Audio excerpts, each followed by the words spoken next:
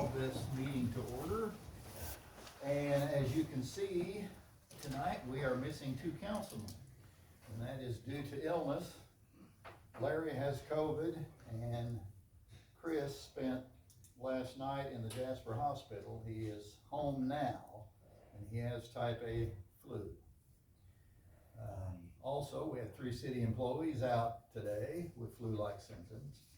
So I hope and pray for a speedy recovery for all those that have been affected by this. I know there's been an awful lot of it going around.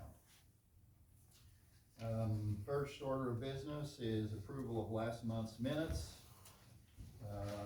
Each member of the council has a copy if you want to take a quick look at that, see if there are any needs for additions or corrections.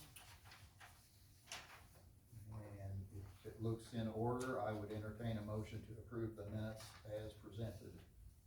I'll second that. I'll make a motion to approve it. Okay, let me go second. All in favor, signify by saying aye. Aye. Opposed? All right, the minutes are approved. Okay, this is kind of a short agenda. Winter time, I guess, not as much activity. Under old business, the roadblock schedule has been completed. All the Saturdays have been assigned. The council approved the dates at the last monthly meeting.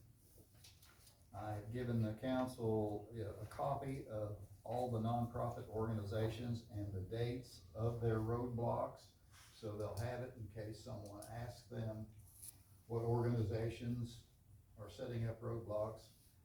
And if you'll remember from the rules, they have to put a sign out anyway at all 4 corners at 4 points, so that when you pull up there, you know who you're making a donation to. Any questions in regard to that? Like I said, it's been pre-approved, so we don't have to have a motion or anything. All right, I'll move on to the Monon Trail. There was a ribbon cutting for the Mitchell section last week.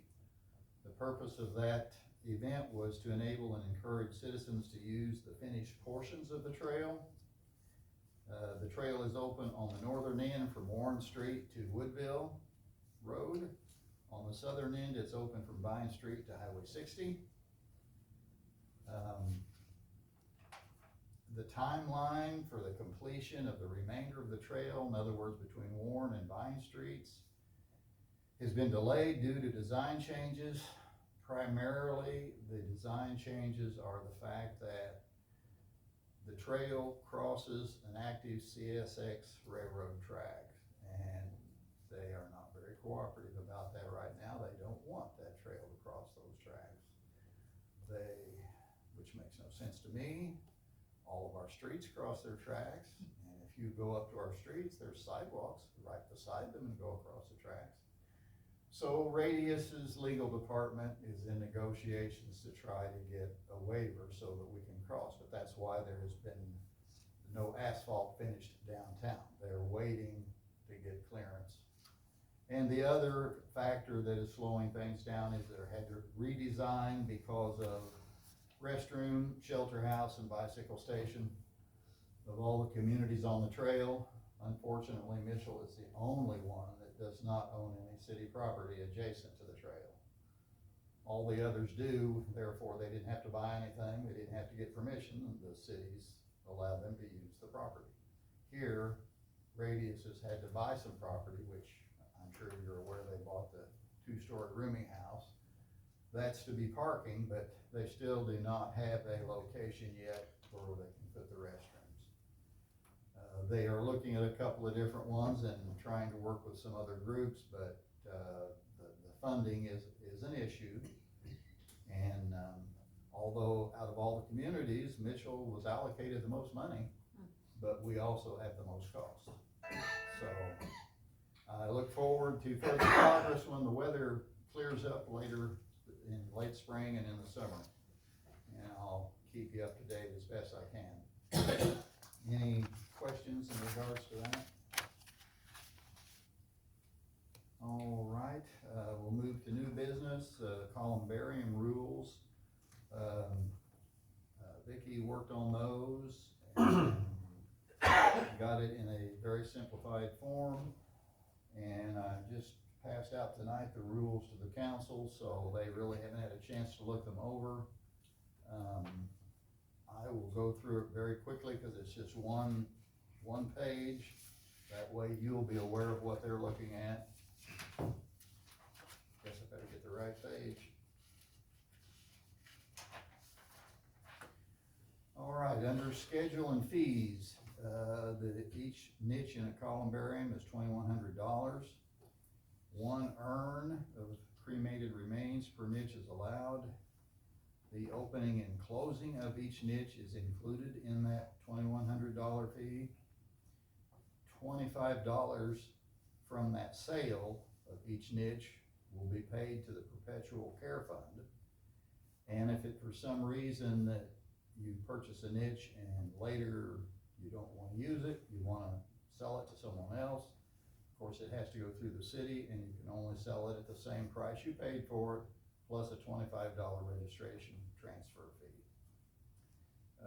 Approval of materials for box, vault, or niche. Interment of the cremated remains shall be made in standard containers provided by the funeral home. No object other than the container of cremated remains, human remains, I should say, may be placed in any niche. Other rules and regulations, flowers and other ornamentation may not be placed on or adjacent to the columbarium unless authorized by the council, and may be removed at any time by the same. No memorial plaques other than the niche inscriptions will be allowed in or on the columbarium. If a family wishes to move cremated remains, there would be fees, just as there would be if you move someone from a burial location. If it's a weekday, there would be a $250 charge to reopen and close a niche, $350 for the weekends, and $450 on a holiday. All inscriptions will be the responsibility of the purchaser in coordination with Marshall Monuments. The city of Mitchell will not be responsible for ordering the plaque or the engraving, which I think I mentioned before, that cost is approximately $250 that you would be paying Marshall. I would suggest, it's up to the council, there is a quorum here, they can do what they wish, but I would suggest if they wanna study this and think about it a little bit, not to mention allow Larry and Chris to have input if they have any, but really that's the council's call, so whatever you. I don't see the need to go farther, we can just wait. Okay. Everybody's here. All right, we'll put that on the, as far as approving that and adding it to our cemetery rules, we'll put that on the March agenda.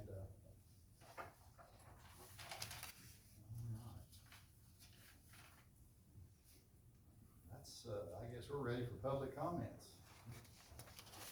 I think I saw Don, did you sign up? I just got a question. Okay. Over where I live at, you know, on 131 Burton, where you used to dump your rocks and dirt, you know, and stuff. Well, there's another guy that's got it now, owns it. Are you gonna get him to grade that to make it look better? Well, it's private property, we can ask. Yeah, well, I know you make people mow their yards. Wouldn't that be his yard? Well. And how could he mow it with the grass is 10 foot tall?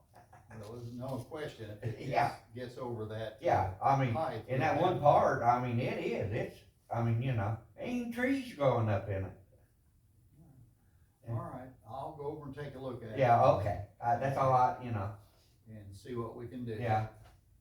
I know in the summertime, since they don't mow that or anything, you got water pockets and you got all kind of bees, I mean, you know.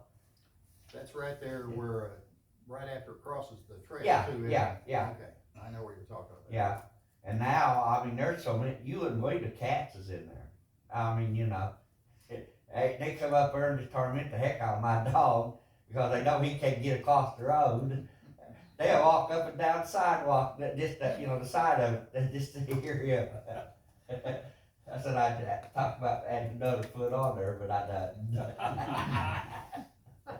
All right, Uh, I'll Okay, check I that for didn't, you. curious about that. Yeah, we can look into that. Okay. We can do something. Do we have any news at all on the house, the blue house that Radius has got boarded up? Well, not good news. Okay. Um, I'm used to it. Radius owns the blue house. Yeah. They bought it from the bank. The intention, which they thought they had an agreement, but it was a gentleman's agreement, just a handshake, with Indiana Landmarks, that Indiana Landmarks would take it over and that they would either themselves or they would get a developer that would agree to put it back in its original condition. And then either someone live in it or get bed and breakfast or something.